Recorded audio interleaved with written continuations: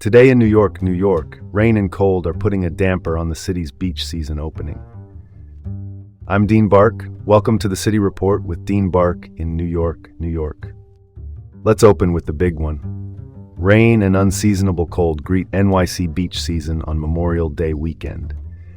The National Weather Service, the federal agency that tracks and forecasts our weather, expects rain throughout the weekend with highs stuck in the low 60s. Showers may taper by Sunday. Pack the sunscreen if you must, but maybe add a parka for style points. Despite the gloom, beaches are staffed. Lifeguards are on duty from 10 a.m. to 6 p.m., starting May 23rd through September 13th, making this the longest beach season possible at 106 days because the earliest Memorial Day and the latest Labor Day lined up just so. Now the catch, the New York State Department of Environmental Conservation, the state agency that polices water quality and environmental risks, is warning about raw sewage seeping into some waterways. Heavy rain can push the system to overflow, which means swimmers need to pay attention to advisories before taking a dip. Ironically, weather and sewage concerns are keeping many away. Let's cut to the chase. Check conditions before you go, and don't ignore those red flags. Moving on. Detainees at a New Jersey ICE facility are on a hunger strike, drawing Congress's attention. Delaney Hall in Newark, operated by GEO Group, a Florida-based private prison company, saw detainees launch a hunger and labor strike, demanding better conditions and release. ICE, the Federal Immigration Enforcement Agency, says there's no hunger strike yet because it doesn't meet the 72-hour threshold under agency policy. That's bureaucracy for you. 2 New Jersey members of Congress visited to oversee conditions. Senator Andy Kim, New Jersey's junior U.S. Senator, and Representative Rob Menendez, who represents New Jersey's 8th District. The strike was announced at a rally led by Gabriela Soto, the wife of a detainee. She says staff threatened her visitation and pressured her husband with interrogations. Detainees report poor food and limited medical care. Advocates are calling for visits from Senator Cory Booker and Governor Mickey Sherrill. Representative Menendez remarked that hunger strikes are powerful advocacy tools. Senator Kim highlighted immigration courts overwhelmed by caseloads. One Newark judge is scheduled to hear 74 cases when the court reopens. When officials visit only after strikes, it shows how broken our system truly is. Let's pivot to the next story. Columbia grad Mahmoud Khalil turns to the Supreme Court after an appeals court denial.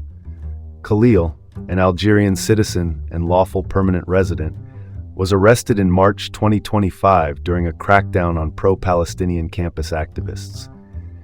The U.S. Court of Appeals for the Third Circuit, the federal appellate court covering New Jersey, Pennsylvania, Delaware, and the Virgin Islands, declined to review his case on venue jurisdiction grounds, not the merits.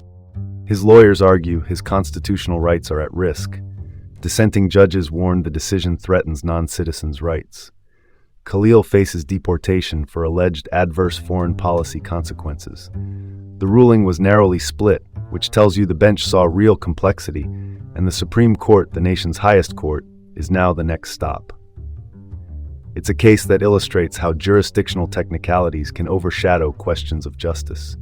Time to dig into the details will come when the justices decide whether to hear it. Shifting gears. Political shifts delay New York's reparations study until 2029. The New York State Community Commission on Reparations Remedies, created by a 2023 law signed by Governor Kathy Hochul, asked for more time and has already collected about 200 hours of testimony. The deadline was first pushed from 2023 to 2027. Now it's 2029, with more hearings planned statewide. The effort gained traction after the 2020 murder of George Floyd, but has met headwinds as other states like California saw key measures vetoed, and amid broader national resistance to race equity initiatives during the Trump years. Public opinion remains largely opposed to reparations. A sobering data point, in the mid-18th century, 42% of New York City's white residents enslaved black individuals. The extension is pitched as a bid for accuracy and relevance. Still, delays in addressing reparations only prolong historical injustices. That's the headline. The real test is whether the Commission's final recommendations carry teeth. All right, next topic. LaGuardia Airport's runway reopens after a sinkhole caused travel chaos. A sinkhole was discovered May 20th near runway 420 TIC during a routine inspection. The Port Authority, the bi-state agency that operates LaGuardia, shut the strip, triggering 290 cancellations and 310 delays, all made worse by severe storms. Nothing says holiday travel like a sinkhole. Repairs followed inspections with ground-penetrating radar to flag weak spots. The runway is back in action, but residual delays may linger while an investigation into the cause continues, so travelers should still check with their airlines. A sinkhole at one of the region's busiest airports is a flashing sign for better infrastructure monitoring. Let's not overcomplicate this. Find it early, fix it fast, keep planes moving. And that's your report for today from the City Report with Dean Bark in New York, New York. Have a great day and see you tomorrow.